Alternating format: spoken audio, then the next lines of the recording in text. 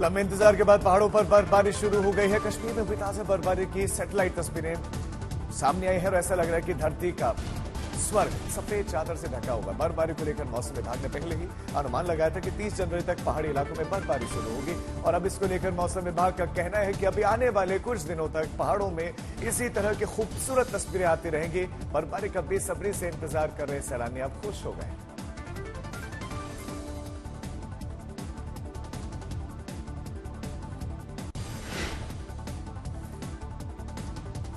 हिमाचल प्रदेश के लाहौल स्पीति में भी जबरदस्त बर्फबारी हो रही है। मौसम विभाग के मुताबिक इस हफ्ते एक साथ 3 वेस्टर्न डिस्टर्बेंस हिमालय तक पहुंच रहे हैं और इसकी वजह से अगले 6 से 7 दिनों तक पहाड़ों पर लगातार बर्फबारी होने वाली है। आज और कल हिमाचल में भारी बर्फबारी का अनुमान है। तस्वीरें लाहौल स्पीति के हैं, जहां पर इससे पहले सूखी ठंड पड़ रही थी, लेकिन अब बर्फबारी के बाद से लोगों के चेहरे खिल गए हैं, क्योंकि ये बर्फबारी खेतों के लिए भी अच्छी है। फसलों के लिए जो फसलें हैं सर्दियों की, उनके लिए भी अच्छे हैं।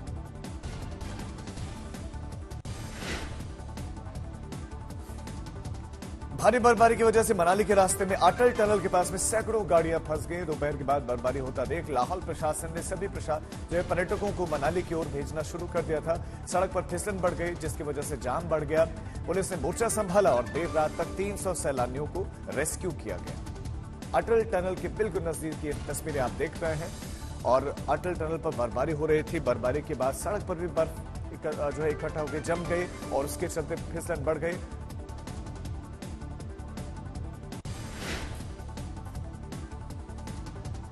खबर झारखंड से। आज झारखंड के मुख्यमंत्री हेमंत सोरेन का सामना 3 घोटालों के केस में ईडी के अधिकारियों से होगा।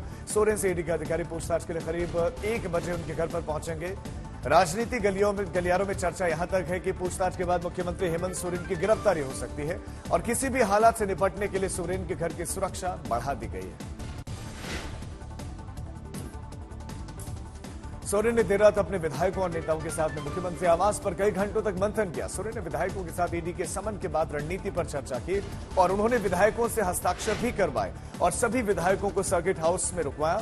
इस अहम बैठक में झारखंड मुक्ति मोर्चा के 4 विधायक शामिल नहीं हुए। दावा किया गया कि जेएम विधायक सीता सोरेन और रामदास सोरेन स्वास्थ्य कारणों से दिल्ली में है और इसीलिए वो बैठक का हिस्सा नहीं बन सके। इस तरह से भाजपा के लोगों ने माननीय मुख्यमंत्री जी के नाम से भगोड़ा और क्या क्या कह के जो एक अराजकता पैदा कर दी थी, लोगों माहौल पूरा खराब कर दिया था देश का, उस पर विराम लगाने के लिए माननीय मुख्यमंत्री जी ने विधायकों और माननीय मंत्रियों को यहाँ बुलाया था और ये कहा कि वो पूरे कॉन्फिडेंस के साथ उन्होंने बात की और कहा कि ऐसा कोई डर नहीं है, मैं आ गया हूँ। जमीन के बदले नौकरी घोटाले में बिहार के पूर्व डिप्टी सीएम तेजस्वी यादव ने कल पटना में ईडी के दफ्तर में पहुंचे और करीब 8.5 घंटे तक उनसे पूछताछ हुई। जैसे ही तेजस्वी यादव ईडी के दफ्तर के भीतर गए, बाहर आरजेडी के कार्यकर्ता एकत्रित होना शुरू हो गए और उन्होंने हंगामा करना शुरू कर दिया। मीसा भारती भी तेजस्वी यादव के साथ ईडी दफ्तर तक गई।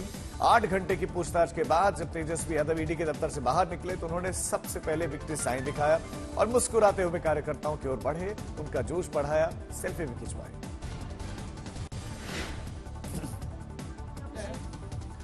आज से संसद के बजट सत्र की शुरुआत हो रही है। लोकसभा चुनाव से पहले मोदी सरकार के दूसरे टर्म का ये आखिरी बजट सत्र है। बजट सत्र के पहले सुबह करीब 10:15 पर प्रधानमंत्री मोदी मीडिया को संबोधित करेंगे।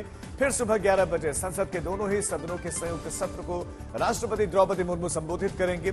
कल 1 फरवरी को वित्त मंत्री निर्मला सीतारमण अंतरिम बजट पेश करेंगी। बजट सत्र 9 फरवरी तक चलेगा। राहुल गांधी की भारत जोड़ो न्याय यात्रा आज फिर से पश्चिम बंगाल पहुंचने वाली है और इस बार राहुल गांधी मालदा और मुर्शिदाबाद से गुजरेंगे। राहुल गांधी बिहार के कटिहार से आज रवाना होंगे और कल राहुल गांधी ने पूर्णिया में एक रैली को संबोधित किया था। रैली में राहुल गांधी ने कहा कि नीतीश कुमार दबाव में आकर यू टर्न मार लेते हैं। तो बताता हूं, मैंने नीतीश जी से साफ कह दिया कि देखिए, आपको जाति जनगणना बिहार में करनी पड़ेगी, हम आपको छूट नहीं देंगे। और आरजेडी ने, हमने ये काम नीतीश जी पर दबाव डाल के किया। अब क्या हुआ? अब दूसरे साइड से प्रेशर आया। बीजेपी नहीं चाहती कि इस देश का एक्सरे हो। नीतीश जी बीच में फंस गए।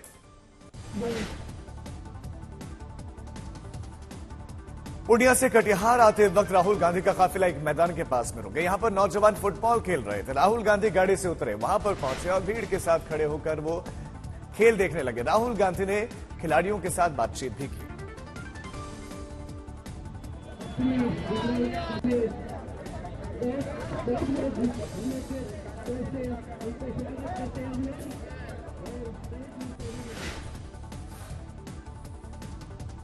आम आदमी पार्टी के मोहाली से विधायक कुलवंत सिंह भी कल ईडी के सामने पेश हुए और ईडी की टीम ने अक्टूबर में विधायक कुलवंत सिंह के घर पर छापेमारी की थी। 238 करोड़ रुपए से ज्यादा की घोषित संपत्ति के साथ कुलवंत सिंह पंजाब के सबसे अमीर विधायकों में से एक है। कुलवंत सिंह ने से 7 घंटे तक पूछताछ हुई। पूछताछ को लेकर कुलवंत सिंह ने मीडिया से कोई बातचीत नहीं की। छत्तीसगढ़ के बस्तर में एक बार फिर से नक्सलियों ने सुरक्षा बलों के कैंप पर हमला बोल दिया। नक्सली हमले में सीआरपीएफ के 3 जवान शहीद हो गए। हमले में 14 जवान घायल हैं और ये इलाका नक्सलियों का कोर एरिया माना जाता है, जहां पर कैंप खोलने का विरोध लंबे समय से नक्सली कर रहे थे। सुकमा और बीजापुर जिले में की सीमा में स्थित ये टेकलगुड़ा में 29 जनवरी को कैंप खोला गया था। सुरक्षा बलों के जवान सर्च ऑपरेशन पर निकले थे और इस दौरान नक्सलियों ने जवानों पर गोलीबारी शुरू कर दी। अचानक हमला होता देख जवानों ने भी मोर्चा संभाला और करीब 3 से 4 घंटे तक नक्सलियों और जवानों के बीच में मुठभेड़ चलती रही। 6 जवानों को जगदलपुर के मेडिकल कॉलेज में भर्ती करवाया गया है, जबकि गंभीर रूप से घायल 8 जवानों को रायपुर के 2 अलग अलग अस्पतालों में इलाज के लिए रेफर किया गया है। असम के गोलाघाट में 11 लाख के नकली नोट बरामद हुए। गोलाघाट पुलिस ने गुप्त सूचना के आधार पर अभियान चलाकर शहर के पुराना अमलापट्टी इलाके में किराए के घर में रह रहे अरुणाभ हजारिका के कमरे से की तलाशी ली और पुलिस ने हजारिका को हिरासत में ले लिया है। पूछताछ की जा रही है। पुलिस के मुताबिक एक बड़ा गिरोह इस धंधे से जुड़ा हुआ है और जाली नोट के गोरख धंधे को आसानी से चलाने के लिए ये नाबालिगों का इस्तेमाल करते हैं।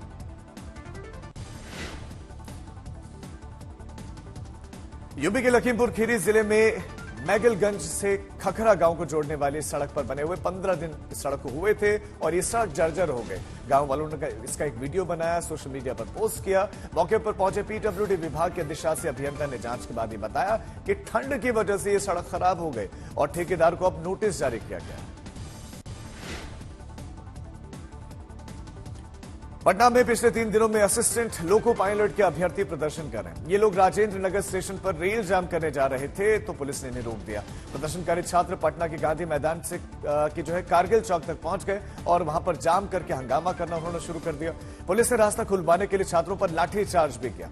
असिस्टेंट लोको पायलट अभ्यर्थियों की मांग थी कि 60,000 पदों की वैकेंसी निकालने की रेल विभाग की घोषणा थी, उसे लागू किया जाए। रामलला के दर्शन करने 250 मुस्लिमों का एक ग्रुप अयोध्या पहुंच रहा है आज। ये लोग पिछले 6 दिनों से पदयात्रा कर रहे हैं। जय श्री राम, भारत माता की जय और वंदे मातरम का नारा लगा रहे हैं और 350 मुसलमानों ने एक दिन पहले भी अयोध्या में पूजा की थी। सड़क हादसे में जख्मी पूर्व सांसद मानवेंद्र सिंह अपने बेटे और ड्राइवर को प्राथमिक उपचार के बाद गुरुग्राम के पारस हॉस्पिटल में शिफ्ट उनको किया गया है और इसके अलावा अलवर से गुरुग्राम तक ग्रीन कॉरिडोर बनाया गया था। डॉक्टर्स का कहना है कि तीनों की हालत अभी ठीक है और इस हादसे में मानवेंद्र सिंह की पत्नी की मौत हो गई थी। उनके पार्थिव शरीर को जोधपुर एम्बुलेंस से भेजा गया। मानवेंद्र सिंह दिल्ली से जयपुर जा रहे थे और जयपुर से उनका जोधपुर जाने का कार्यक्रम था। दिल्ली मुंबई एक्सप्रेस वे पर उनकी गाड़ी दुर्घटनाग्रस्त हो गई। झारखंड के गोड्डा में महात्मा गांधी की पुण्यतिथि के मौके पर एक टीचर ने खूनी खेल रच दिया। स्कूल में उस वक्त अहिंसा की शपथ लेकर मौन धारण करना था, तब एक टीचर ने तमंचे से 2 साथियों पर गोलियां बरसा दी। शिक्षक ने अंत में खुद को भी गोली मार दी। विद्यालय में गोलियों की गूंज से गांव में खलबली मच गई। हजारों लोग स्कूल में जमा हो गए। सूचना पाकर पहुंची पुलिस ने पुस्तकालय के भीतर से बंद दरवाजे को तोड़ा और अंदर का मंजर भयावह था। एक शिक्षक आदर्श सिंह कुर्सी पर ही ढेर थे। शिक्षिका सुजाता मिश्रा जमीन पर पड़ी थी और मारने वाला रवि रंजन भी खून से लथपथ ही पड़ा था और उसके दाएं हाथ में एक पिस्तौल थी।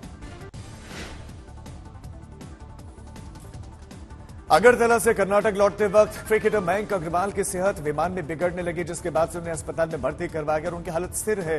विमान में उन्हें क्या परेशानी हुई, इसको लेकर पुलिस जांच कर रही है।